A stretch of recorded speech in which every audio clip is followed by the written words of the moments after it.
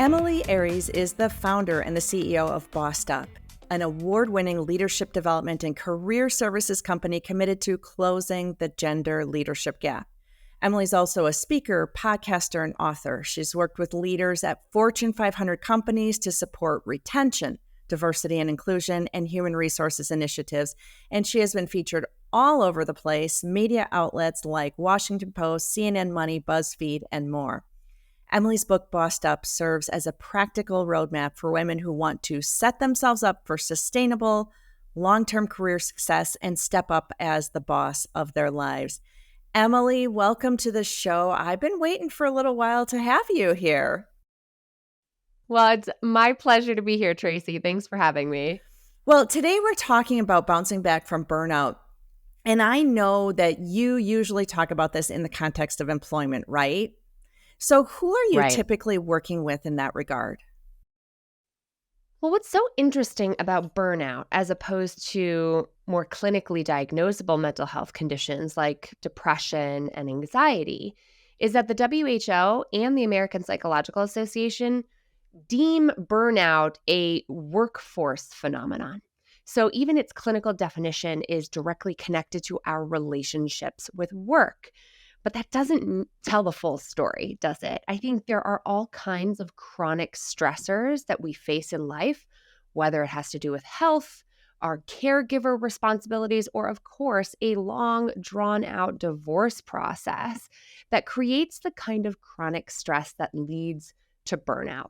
So while the world considers burnout a work-related issue, it's really so much broader than that. More a life issue, right? Absolutely. So as you know, we are doing this podcast for women who are going through divorce. And as you said, divorce is one of the most stressful things that someone can go through. Next to the death of a very close loved one, it is probably the most stressful thing someone can go to, according to the studies. So I know for women, financial issues are often huge causes of the stress in the divorce. So in your work, how do you see burnout acutely impacting women? Yeah, it's an interesting field of study because burnout has a lot to do with how we as human beings, regardless of gender, age, or race, how we are wired to handle stress. We have a natural physiological stress response that is designed to keep us safe. Right? So if we as cavemen and cavewomen heard a rustling in the bushes behind us, all of a sudden our entire bodies flood with cortisol, flood with the kind of adrenaline that's designed to stress us out, to scan the horizon for danger, and to be ready to flee. That's where our fight or flight or freeze response really comes from. And based on the evolutionary process, those who can flee from danger are really in the best position to stay alive. The problem with our modern experience of stress is that our brains do not distinguish between the rustling of a predator in the bushes behind us versus a hypothetical danger like the loss of your assets or the loss of financial security, safety, partnership. Even if you are willingly bringing yourself into the divorce process, there's so much in that uncertain, drawn-out time period that can create chronic stress and anxiety. And so unlike our cavemen and cavewomen ancestors, we can't simply sprint away from the danger and then return our bodies to a state of homeostasis, right? That's part of the reason why exercise is so often the number one antidote to stress, because literally our brains and bodies want to know that we have physically fled the danger. When the danger is more hypothetical, is more theoretical, is ambiguous and all-consuming, there's no running away from the fear of financial loss or the fear of insecurity that just blankets your life in a chronic way. So the three main ways that we define burnout is we see it pop up in the form of physical and emotional exhaustion, cynicism and detachment, the feeling like it doesn't even matter if I advocate for myself here. I know that I'm going to lose the house. Or it doesn't even matter. Like I might as well just throw up my hands and feel like a victim in this process. or feelings of ineffectiveness and a lack of accomplishment. No matter how much I work, no matter how much I try to get the bank statements in our household joint accounts, it feels like I'm not making progress. So those three experiences or sort of symptoms of burnout, which is a broader defined as a chronic state of stress, they manifest in different ways across gender lines. Turns out women are more likely to experience physical and emotional exhaustion as our number one warning sign that we are burning out.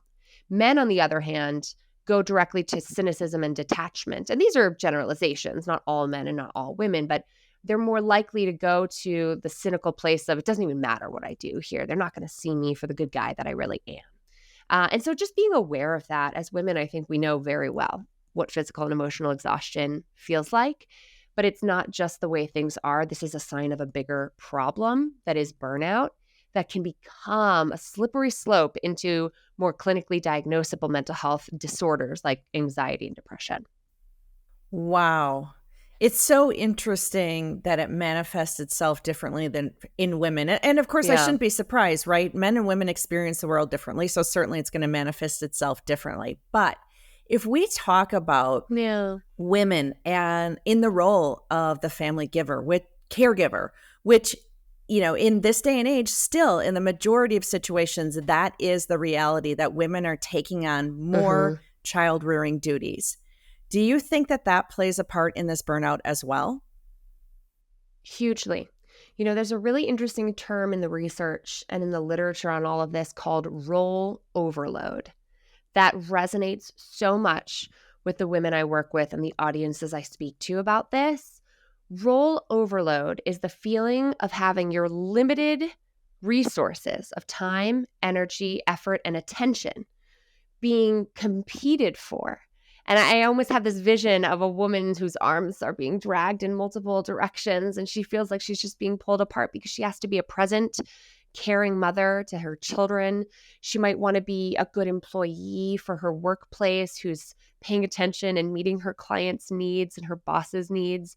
She might be dealing with aging parents and caregiving in that sandwich generation who are both caring for children in the household and aging parents who need their attention, and just feeling like you do not have enough time in the day, much less energy, to actually fulfill your own perception of how you would like to live up to those roles, right? Especially when we're inheriting roles from our mothers and our grandmothers that were less robust.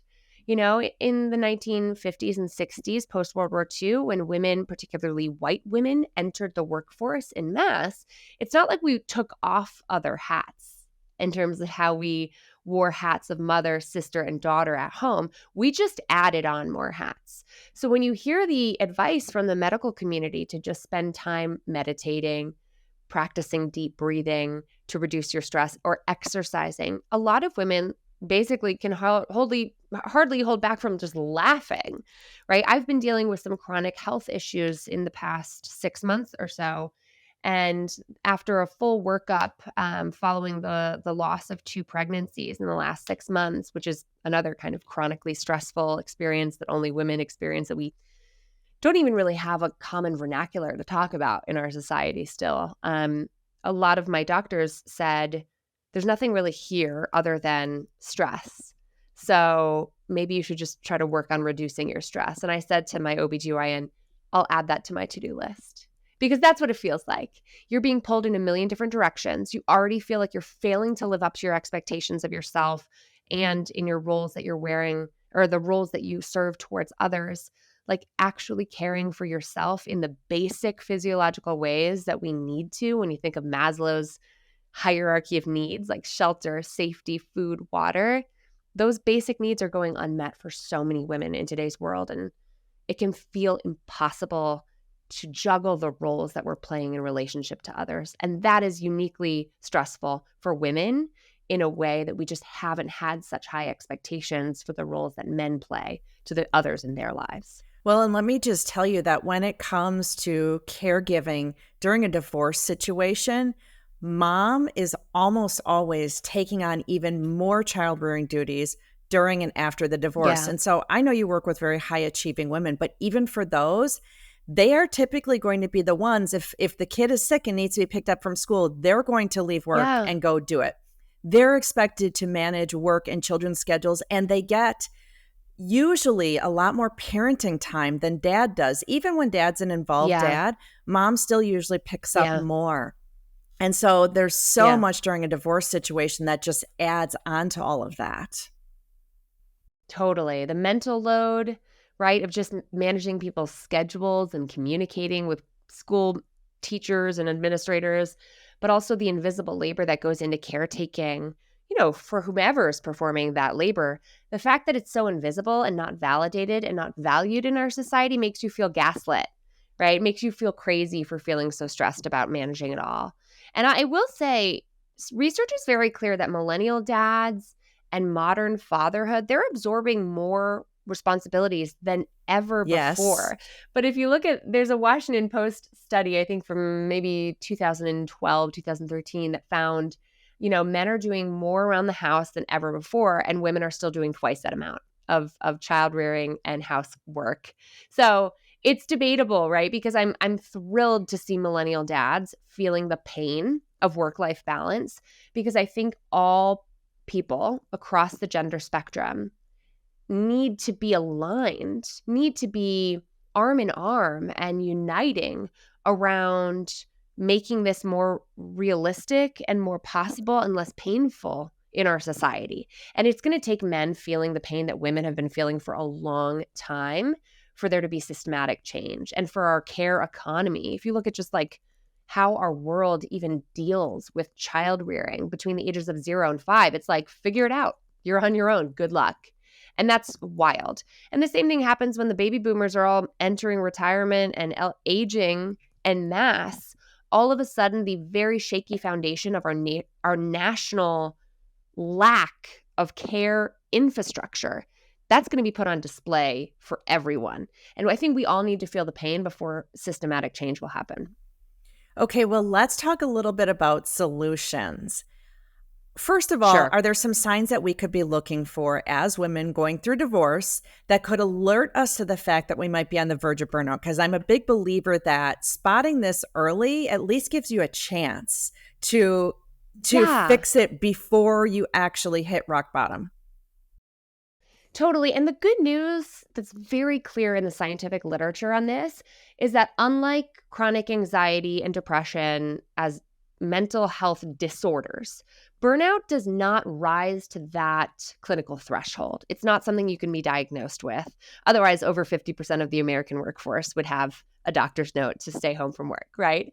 So what's interesting is that even though burnout is so common, scientists agree in the scientific community that behavior change alone is often sufficient.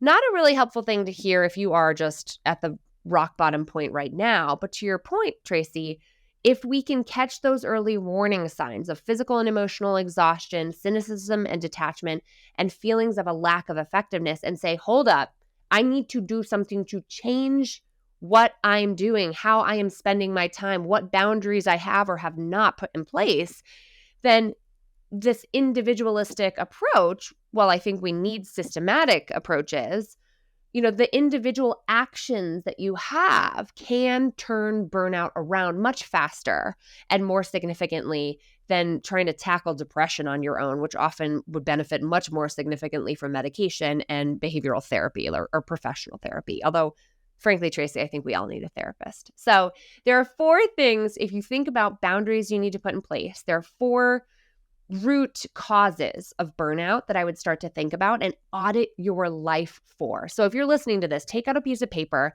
and I want you to jot down where this might be present for you if you're feeling on the brink of burnout. The first is look out for a lack of agency. Where do I feel a lack of control in my life? What can I versus can't I actually impact? So I hear a lack of agency come up with folks who say, this is just how things are at my workplace. I can't leave the office before 5 p.m. And that means I'm late to pick up my kids from daycare every single day, right? There's nothing I can do. That's something we need to question. The way things are, or I feel like I'm always on call, or I feel like I can't raise my hand and advocate for myself. That's a lack of agency in your life that's creating chronic stress. This can also show up in controlling relationships, right? I feel like I can't suggest what we do on the weekends, or I feel like it's always his way or the highway. So identifying a lack of agency and thinking, what can I do to assert my agency and claw back some control is step one. A lack of purpose looms large for people, especially after 2020, when I think so many of us had a sobering wake-up call about our own mortality, seeing so many people lose their lives and livelihoods.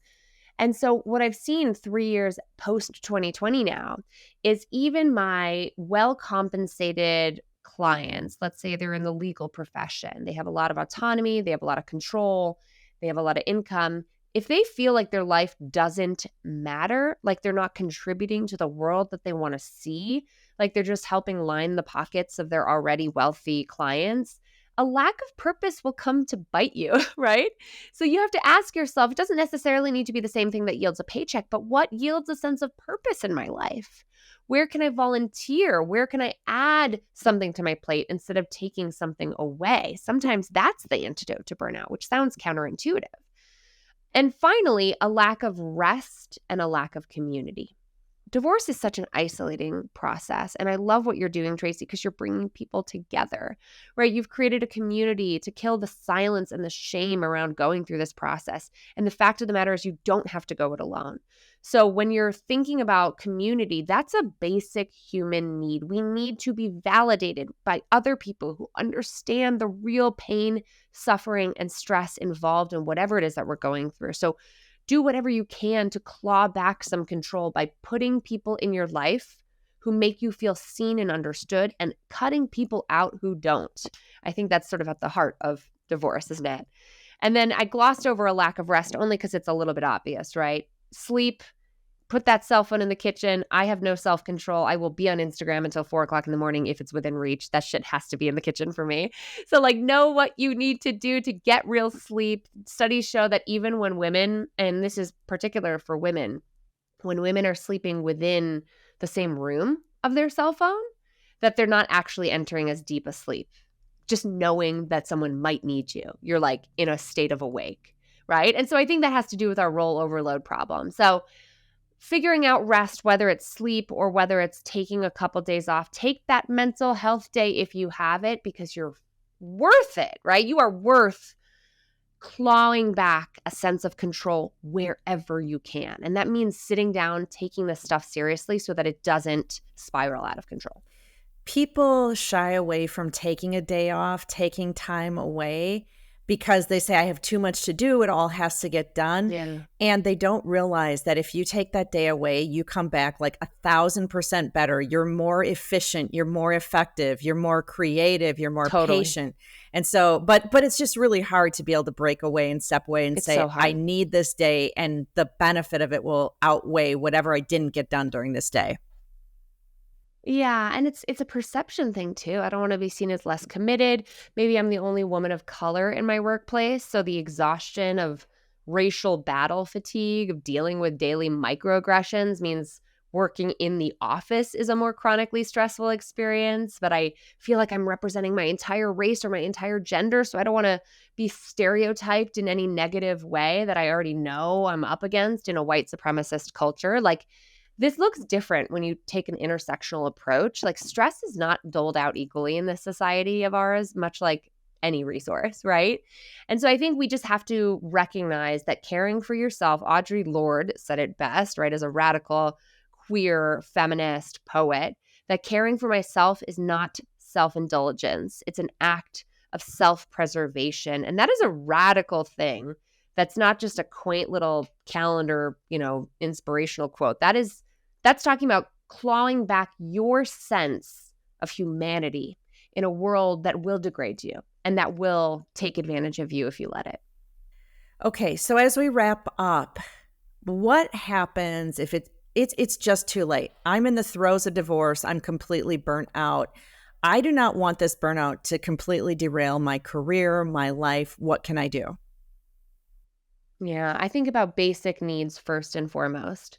So call in your support system. If you say, Emilie, I don't have any family nearby, I don't have a good support system, get some professional support.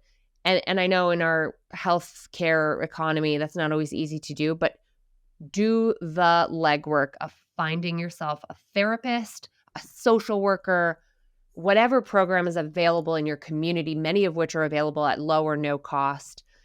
At the end of the day, they say, you have to get control of your stress before it takes control of you. And it pains me that in our society, we have such an individualistic approach to chronic stress and burnout, because this really requires systemic solutions. But the fact of the matter is we are on our own here. Like, we have to be our own best advocates. And in a world where we've been taught, particularly as women and girls, we've been socialized to put everyone else's needs before your own. I like to say, be selfish. Not always, but not never. And this is a time to focus on what you need to be sustainable and to be the best person you can be for everyone else in your life. I love your ideas. Progress, not perfection, everyone. So making small steps is really valuable, and don't try to get this all right on the first try. It's a process of digging yourself out.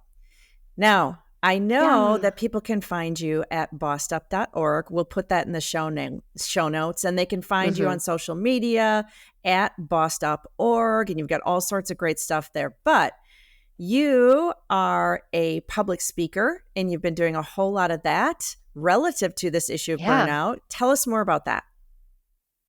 Sure. So a lot of organizations are realizing now that if we don't care for our workers, if we don't create sustainable work cultures, the default, especially in America, is a burnout work culture.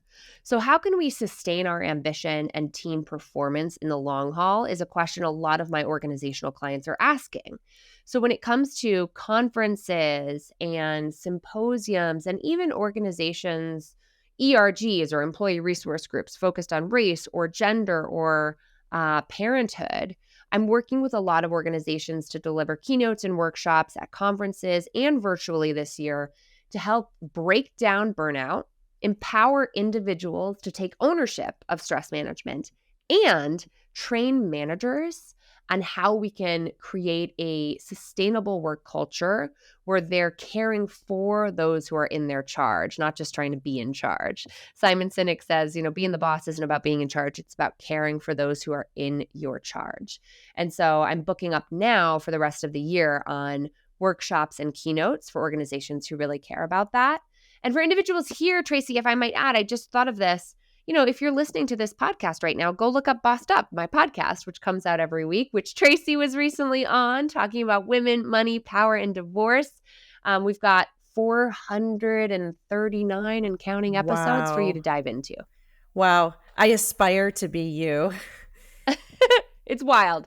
I'm not sure it's aspirational. It's a little bit nonsensical talking about burnout, but I love having conversations like these because this is how we debunk burnout culture, is one candid conversation at a time. Well, thank you so much for sharing your time with us today and for sharing, information personal to you, because I know that people really connect with personal stories. And just thank you so much for your expertise. Thank you, Tracy, and keep doing the powerful work you're doing.